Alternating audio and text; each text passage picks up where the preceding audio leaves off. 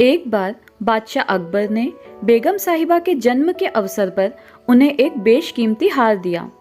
बादशाह अकबर का उपहार होने के कारण बेगम साहिबा को वो हार अति प्रिय था। उन्होंने उसे बहुत संभालकर एक संदूक में रखा था।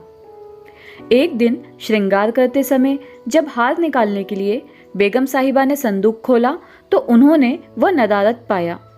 घबराते हुए वो फौरन अकबर के पास पहुंची और उन्हें अपना बेशकीमती हार खो जाने की जानकारी दी। अकबर ने उन्हें वो हार कक्ष में अच्छी तरह ढूंढने को कहा, लेकिन वो हार नहीं मिला। अब अकबर और बेगम साहिबा को यकीन हो गया कि हो ना हो उस शाही हार की चोरी हो गई है। अकबर ने तुरंत बीरबल को बुलावा भेजा और सारी बात बताकर शाही हार खोजने की जिम्मेदारी उसे सौंप दी। बीरबल ने बिना देर किए राजमहल के सभी सेवक सेविकाओं को दरबार में हाजिर होने का फरमान जारी करवा दिया। कुछ ही देर में दरबार लग चुका था। अकबर अपनी बेगम साहिबा के साथ शाही तख्त पर विराजमान थे। सभी सेवक सेविकाएं दरबार में हाजिर थे, बस बीरबल नदारद था। सब बीरबल के आने का इंतजार करने लगे, लेकिन 2 घंटे बीत जाने पर भी बीरबल नहीं आया। बीरबल की इस हरकत पर अकबर आग बबूला होने लगे। दरबार में बैठने का कोई औचित्य न देख वे बेगम साहिबा के साथ उठकर वहां से जाने लगे। ठीक उसी वक्त बीरबल ने दरबार में प्रवेश किया। उसके साथ एक गधा भी था।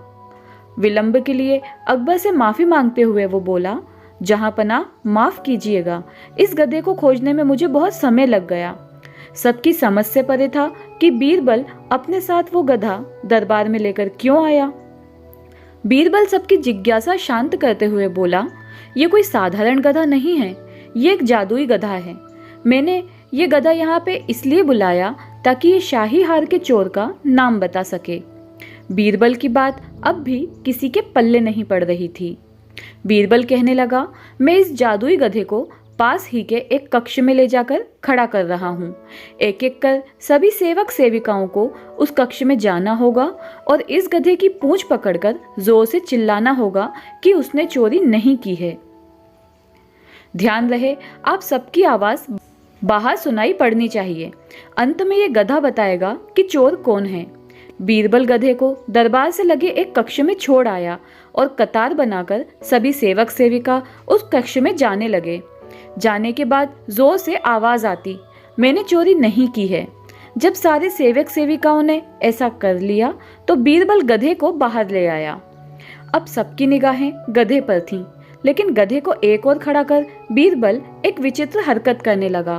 वो सभी सेवक सेविकाओं के पास जाकर उनके हाथ आगे करके कहता और उसे सूंघता। बादशाह अकबर और बेगम सहित सभी हैरान थे कि आखिर बीरबल ये क्या कर रहा है।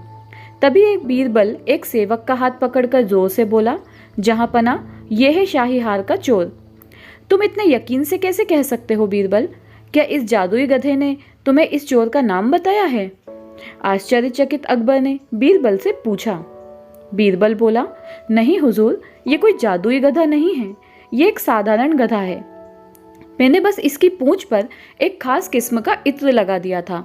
जब सारे सेवक सेविकाओं ने इसकी पूंछ पकड़ी तो उनके हाथ में उस इत्र की खुशबू आ गई। लेकिन इस चोर ने डर के कारण गधे की पूंछ पकड़ी ही नहीं, बस कक्ष में जाकर जोर से चिल्लाकर बाहर आ गया। इसीलिए इसके हाथ में उस इत्र की खुशबू नहीं आ पाई। इससे सिद्ध होता है कि यही चोर है।